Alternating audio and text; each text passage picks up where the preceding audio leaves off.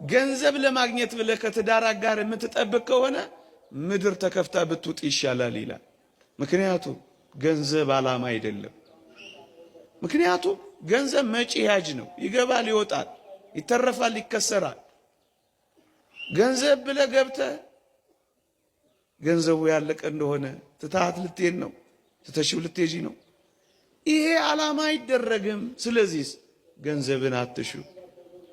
የወላጆችንም ባለጸግነት አትመልከቱ። በጣም ብዙዎች የብረት መዝጊያ መጣልን ብለው እንኳን የብረት መዝጊያ የሳጠራ መዝጊያ ሳይሆን ቀርተዋል። ወገኖች ባለጠግነትን ሽተው ገብተው አልቅሰው ወጥተዋል። አምረው ገብተው እጅግ በማዲያት ተጠብሰው ወጥተዋል። እየሳቁ ገብተው አልቅሰው ወጥተዋል። አዎ ገንዘብ ጋብቻ አይሆንም። የወላጆችን ባለጠግነት ሕይወት አይሆንም። ይሄንን አትመልከት ነው የሚለው። ይልቅስ የነፍስ ባለጠግነትን ተመልከት። ምንድነው እሱ? ቅድስና ነዋ፣ ንጽህና ነዋ፣ ጸሎት ነዋ፣ ጭምትነት ነዋ፣ ታዛዥነት ነዋ፣ ፍቅር ነዋ፣ ክብር ነዋ። እሱም ፈልግ። እሱ መቼም አይጠፋ። ምድር ሊያጠፋው አይችልም። ይሄና ዘመን አይሽረውማ። ይሄንን ፈልግ። ውበትንም አትፈልግ ይላል አንድ ሊቅ ደግሞ። ምክንያቱም ፀሐይ ሲወጣ ይከስላላ፣ ህመም ሲመጣ ይጠፋላ። እንኳን ይህን ሁሉ ተውትና መውለድ ሲመጣ ይደበዝዛላ፣ እድሜ ሲገፋ ያወረጃላ፣ ይሸበሸባላ። ታዲያስ ይሄን የፈለከውን ውበት ስታጣ መንገድ ላይ ልትወጣ ነዋ። አይኖች ሊንከራተቱ ነዋ። ስለዚህ ውበት ማሰት ነው፣ ደም ግባትም ከንቱ ነው። የነፍስ ውበትን ፈልጋ እሱን ነው የሚያስተምረው። ኦርቶዶክሳውያን የነፍስ ባለጠግነት ላይ የውስጥ ውበት ላይ ነው የምናተኩረው። ገንዘብን አትሹ፣ የወላጆችንም ቀየውንም ሰፈሩንም አትፈልጉ። የት ሰፈር ሰው ነው አትበሉ፣ ሰማያዊ ዜጋ ነው ወይ በሉ። የመንግስተ ሰማያት ርስት ወራሽ የክርስቶስ ነው ወይ በሉ ነው እንጂ የየትኛው ቋንቋ ተናጋሪ ነው አትበሉ። ገንዘብን አትሹ፣ የወላጆችን ባለጠግነት አትመልከቱ፣ ቀየውንም ሰፈሩንም አቱ።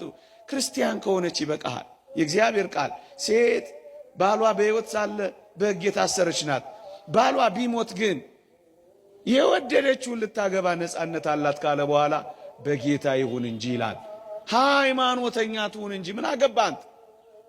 ቁርባን ትውደድ፣ ቅዳሴ ትልመድ፣ እግዚአብሔርን ትመን ይመን እንጂ ምን አገባ? የትም አካባቢ ሰው ዲያስፖራ ትሁን ሎካል ምን አገባ?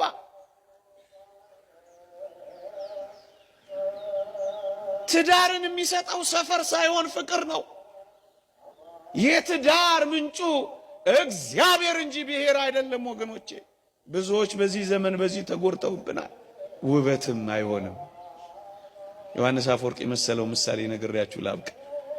ንብ ናት፣ ዝንብ ናት፣ በጣም ቆንጆ። እስኪ ንገሩኝ። ንብ ናት፣ ዝንብ ናት፣ ቆንጆ፣ መልከ መልካምሽ ምን ንብ?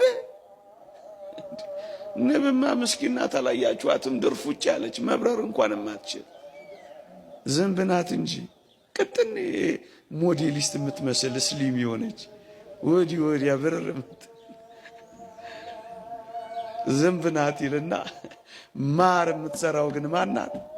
ንብ ናት ይላል። ብዙዎች ይህን ሲፈልጉ ተንከራተው ተጠብሰው አልቀዋል። 8 ቁጥር ሆነች 88 ቁጥር አንተ ምን አገባ? የነፍስ ውበት እንፈልግ እንጂ እውነት አዘን መለሎነት ጥሩ ነው ይጠላል። የነፍስ መለሎ የጽድቅ መለሎነት የጸሎት ሕይወት የተጋድሎ ብርታት እንጂ ምን አገባ? ስለዚህ ዓላማው ተመልክታችሁ ከኖር እናሽንፈ እና ወጣቶች ዓለም በርኩሰት ተይዛለች። በእርግጠኝነት መሽቷል። ዓለም መሽቶባታል። በእውነት መሽቶባታል። እዋት ጋብቻን በጣም ጠልታለች፣ መሽቶባታል። ቅድስናን በጣም ጠልታለች፣ መሽቶባታል። ርኩሰት በዝቶባታል፣ መሽቶባታል። እያያችሁ ነው በግልጽ። እንዳላስጨንቃችሁ እንዳላስደነብራችሁ ፈልጌ እንጂ ዓለም እንዲህ ካለው ጋብቻ ርቃለች። ከእንስሳት ጋር መጋባት እንኳን ጀምራለች።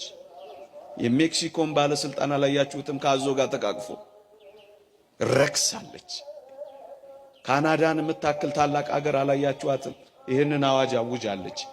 ረክሳለች አለ። መሽቶባታል ዓለም። ሳይመሽ ከእግዚአብሔር ጋር እንዲህ በትዳር መኖር እንዴት ደስ ይላል። መሽቶባታል። ወንድ ለወንድ ሴት ለሴት መሽቶባታል። ተፈጥሯዊ ከሆነው ነገር ወጣ ተፈጥሯዊ ካልሆነው ነገር ጋር አሳዛኝ ሕይወት እየኖረች ነው ዓለም። መሽቶባታል። ጋብቻን በጣም ጠልታለች። መሽቶባታል። ጋብቻ ጠል ትውልድ ትፈልጋለች። መሽቶባታል።